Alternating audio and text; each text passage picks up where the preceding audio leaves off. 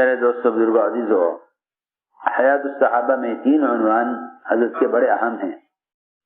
اول تو کام کرنے والوں کو حیات الصحابہ اہتمام سے پوری پڑھنی چاہیے، اہتمام سے پوری پڑھنی چاہیے۔ لیکن بعض بابوات ایسے ہیں حیات الصحابہ میں کہ جو کام کے لیے انتہائی ضروری ہیں، کام کے لیے انتہائی ضروری ہیں۔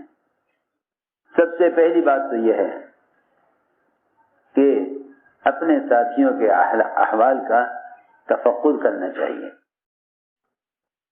ساتھیوں کے احوال کا تفقد کرنا چاہیے۔ کون کس حال سے گزر رہا، کون کس حال سے گزر رہا ہے، اور ہم کس حال میں کس کام آ سکتے ہیں۔ فرمایا حضور اکرم صلی اللہ علیہ وسلم نے، مدد کرو ظالم کی بھی مظلوم کی بھی، مدد کرو ظالم کی بھی مظلوم کی بھی۔ جتنا مظلوم مدد کا محتاج ہے، جتنا مظلوم مدد کا محتاج ہے، اس سے زیادہ ظالم مدد کا محتاج ہے۔ جتنا مظلوم اس سے زیادہ کیوں، یہ کیسے ہو سکتا ہے؟ مظلوم سے زیادہ ظالم مدد کا محتاج ہے، اس لیے کہ مظلوم کی مدد تو اللہ تعالیٰ براہ راست کرنے والے ہیں، بلکہ مظلوم تو دوسروں کی مدد کا خود ذریعہ ہے، مظلوم تو خود ذریعہ ہے، مظلوم تو دوسروں کی مدد کا خود ذریعہ ہے۔ فرمایا تنصرون وتجبرون بضعفائکم، سمجھے کہ تم میں جو کمزور ہیں اور مظلوم ہیں ان کی وجہ سے تمہاری مدد کی جاتی ہے۔ ظالم کو مظلوم سے زیادہ مدد کی ضرورت ہے، اس لیے کہ مظلوم کی تو اللہ خود مدد کرنے والے ہیں، مظلوم کی اللہ خود مدد کرنے والے ہیں، لیکن ظالم کو اس لیے مدد کی ضرورت ہے کہ اس کو ظلم سے روکنا، اس کو ظلم سے روکنا، اس میں ظالم کی مدد ہے، مظلوم کی مدد ہے۔ ظالم کو ظلم سے روکنا، اس میں ظالم کی مدد ہے اور مظلوم کی مدد ہے کہ تم ظالم کو ظلم سے روکو، اس میں دونوں کے لیے مدد ہے۔ فرمایا کہ مدد کرو ظالم کی بھی مظلوم کی بھی۔ صحابہ کرام کا ایک معمول یہ تھا کہ وہ اپنے ساتھیوں کے احوال کا تفقد کیا کرتے تھے، کون کس حال سے گزر رہا۔ عمر رضی اللہ تعالیٰ عنہ کسی بھی گھر سے اچانک کھانا منگوا لیا کرتے اس کے گھر کا حال معلوم کرنے کے لیے کہ اس پر کیا گزر رہی ہے، اس پر کیا گزر رہی ہے۔ ہم ساتھیوں پر صرف تقاضے ڈالنا جانتے ہیں، ان کے احوال کا تفقد نہیں کرتے۔ عمر رضی اللہ تعالیٰ عنہ کس طرح سے تفقد احوال کرتے تھے۔ عمیر بن سعد جب 1 سال تک حمص سے انہوں نے کوئی خبر نہ دی تو عمر رضی اللہ تعالیٰ عنہ نے اس خیال سے کہ شاید اس کے گھر کا حال کیا ہوگا 100 دینار دے کر بھیجا حارث کو کہ ان کے گھر میں رہ کر ان کا حال معلوم کرو کہ ان کے گھر میں فاقہ ہے یا ان کے گھر میں کھانے کا انتظام ہے۔ اسی طرح عمر رضی اللہ تعالیٰ عنہ کسی گھر سے کھانا اچانک منگوا لیا کرتے دیکھنے کے لیے گھر کا کیا حال ہے۔ اگر کھانا آپ کے معیار سے بڑھا ہوا ہے تو تربیت کی ضرورت ہے، کھانا آپ کے معیار سے گھٹا ہوا ہے تو مدد کی ضرورت ہے۔ یہ تفقد احوال، تو یہ تو کام کرنے والے ساتھیوں کا تفقد ہوا، ورنہ ابو بکر اور عمر رضی اللہ عنہما ان دونوں کے درمیان اس بات کا مقابلہ ہوتا تھا کہ کسی بیوہ، یتیم، مسکین، پریشان حال کے کون زیادہ کام آئے۔ ایسے 3 عنوان قائم کیے ہیں۔ ایک احوال کا تفقد کرنا، ایک ہر ایک کے ساتھ معاملہ اس کے ظاہر کے اعتبار سے کرنا، ایک جو کام کر رہے ہو اس پر نظر رکھنا، اور چوتھی بات ضروری میں آپ سے عرض کر رہا بمبئی والوں سے کہ کام کی تعمیر کرو بجائے کام کے تعارف کے۔ بجائے کام کے تعارف سے کام کی تعمیر کرو. تعمیر ہوتی ہے جماعتوں کے تسلسل سے، اور تعارف سے تو کام بہت آگے جا چکا ہے. اب تو غیر مسلموں کو بھی کام کا اتنا ہی تعارف ہے جتنا اس کام کا تعارف مسلمانوں کو ہے. جتنا اس کام کا تعارف اس زمانے میں مسلمانوں کو ہے اتنا ہی تعارف اس کام کا غیر مسلموں کو ہے. تو بجائے جماعتیں گزرتی ہوئی کام کا تعارف کرانے کے، جماعتیں جم کر کام کریں، کام کی تعمیر کریں، کام کی تعمیر کریں بجائے تعارف کے. تعارف یہ ہے کہ جماعتیں گزر جائیں کام کرتی ہوئی، تعمیر یہ ہے کہ جماعتیں کام جماتی ہوئی بھی آگے بڑھیں. تو احوال کے تفقد میں فرماتے ہیں ابو صالح غفاری کہ عمر رضی اللہ تعالیٰ کا معمول تھا، روزانہ کا معمول تھا کہ وہ مدینے کی آبادی سے باہر رات کے درمیانے حصے میں ایک اندھی اپاہج بڑھیا کے پاس جاتے. اندھی اپاہج بڑھیا، اس کے گھر جاتے، اس کے جو ہے پانی کا انتظام کرتے اور اس کی تمام ضروریات پوری کرتے. اس کا پاخانہ صاف کرتے اور اسے کپڑے دھوتے. اس کام کرنے کے لیے روزانہ رات کو مدینے سے باہر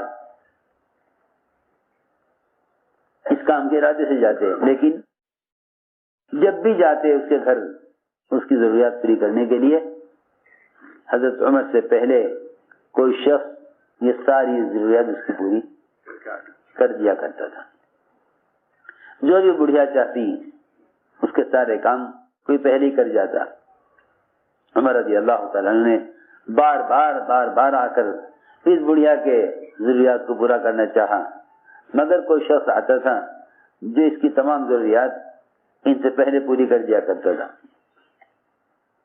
حضرت عمر رضی اللہ تعالیٰ عنہ کے ساتھ کئی مرتبہ ایسا ہو چکا. تو حضرت عمر رضی اللہ تعالیٰ عنہ ایک رات چھپ کر بیٹھ گئے گھات میں. دیکھو کون آتا ہے. چنانچہ رات کو دیکھا کہ ابو بکر صدیق رضی اللہ تعالیٰ عنہ وہ اس بڑھیا کے پاس آیا کرتے تھے. حالانکہ اس زمانے میں خلیفہ تھے. حضرت عمر نے کہا ہائے میری جان کی قسم، آپ ہیں جو مجھ سے پہلے اس بڑھیا کی ضروریات کو پورا کراتے ہیں. چنانچہ حضرت بکر کی وفات کے بعد عمر رضی اللہ عنہ کا یہ معمول بن گیا کہ یہ رات کو نکلا کرتے تھے اور اس کے گھر جاتے اور اس بڑھیا کی تمام ضروریات پوری کرتے. طلحہ نے دیکھا کہ عمر رات کی تاریکی میں اور رات کے سناٹے میں عمر ایک اجنبی گھر میں جاتے ہیں. حضرت طلحہ رضی اللہ عنہ کو خیال ہوا کہ آخر حضرت عمر کے اس گھر میں کیا کام. دیکھا کہ عمر رات کو ایک گھر میں داخل ہوئے، پھر وہاں سے نکلے دوسرے گھر میں داخل ہوئے. حضرت طلحہ نے دیکھ لیا. صبح کو طلحہ رضی اللہ تعالیٰ عنہ اس گھر میں گئے. اچانک دیکھا کہ اس گھر میں تو ایک اپاہج بڑھیا اندھی وہ بستر پر پڑی ہوئی ہے. حضرت طلحہ نے پوچھا بڑھیا سے کہ یہ کون آدمی ہے تیرے پاس آتا ہے، کیا بات ہے، کیوں آتا ہے یہ آدمی؟ بڑھیا نے کہا کہ یہ تو میرے پاس بہت زمانے سے آتا ہے. یہ تو میرے پاس بہت زمانے سے کئی سال سے آتا ہے اور میری تمام ضروریات پوری کر دیتا ہے اور میری ہر حاجت پوری کرتا ہے اور میرا پخانہ صاف کرتا ہے، میرے کپڑے دھوتا ہے. طلحہ نے کہا یہ بات سن کر کہ اے طلحہ تجھے تیری ماں گم کرے، تو عمر کی لفظ تلاش کرنے نکلا تھا کہ ہم اس گھر میں کیوں آتے ہیں. دوسری بات یہ ہے، دیکھو بھائی، کام کرنے والوں کو چاہیے کہ اس طرح چلیں اور کام میں ایسے یکسو ہو کر چلیں کہ جس سے ساتھیوں کا اوپر سے اعتماد ختم نہ ہو. دیکھو بہت ضروری بات ہے، اپنا اعتماد کام کے اعتبار سے باقی رکھنا ساتھیوں کے ساتھ چلنے کے لیے ضروری ہے. سمجھے نہیں؟ ساتھیوں کے ساتھ چلنے کے لیے ضروری ہے اپنا اعتماد باقی رکھو. ورنہ اگر ایک دکان کے ملازم سے بھی اعتماد اٹھ جائے تو اس سے بھی مالک کام لیتے ہوئے گھبراتا ہے. بہت ضروری بات ہے. ایسے چلو کہ ساتھیوں کا تم پر اعتماد باقی رہے. اعتماد کو کبھی بھی متاثر نہیں کرنا چاہیے، اس لیے کہ معاملہ جس کے ساتھ بھی ہوگا وہ اس کے ظاہر کے اعتبار سے ہوگا، اندر کے اعتبار سے نہیں. اندر کے اعتبار سے نہیں، معاملہ ظاہر کے اعتبار سے ہوگا. ہر شخص کو چاہیے کہ وہ اپنے ظاہر کے اعتبار سے اعتماد کو بحال رکھے. عبداللہ ابن عتبہ بن مسعود کہتے ہیں کہ میں نے سنا حضرت عمر رضی اللہ عنہ فرماتے ہوئے کہ حضور اکرم صلی اللہ علیہ وسلم کے زمانے میں تو وحی کا سلسلہ جاری تھا، تو لوگوں کا مواخذہ وحی کے ذریعے ہو جایا کرتا تھا. بہت سے موقع سیرت میں ایسے ہیں کہ کسی نے چھپ کر کوئی کام کیا، وحی سے پتہ چل گیا. بہت قصے ہیں. حاتب بن ابی بلتعہ کا وحی سے پتہ چلا. اس فاسق نے جس نے حضور اکرم صلی اللہ علیہ وسلم کے زکوٰۃ وصول کرنے والے کو غلط خبر دی تھی بنو مستلق کے بارے میں، اس کا بھی پتہ وحی سے چلا. اور بہت سارے موقع ہیں.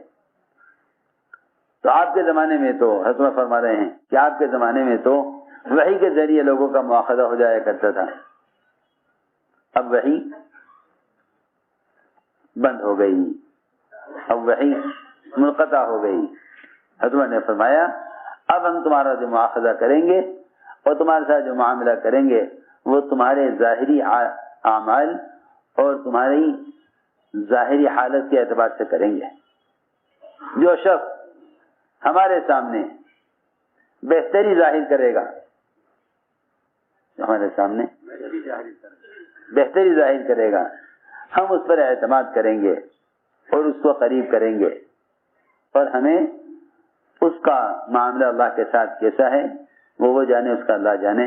ہمیں اس کے باطنی احوال سے کوئی مطلب نہیں ہے، چاہے اس کا اللہ کا معاملہ کیسا بھی ہو، ہمیں اس سے کوئی مطلب نہیں ہے. ہم معاملہ کریں گے اس کے ساتھ اس کے ظاہر کے اعتبار سے.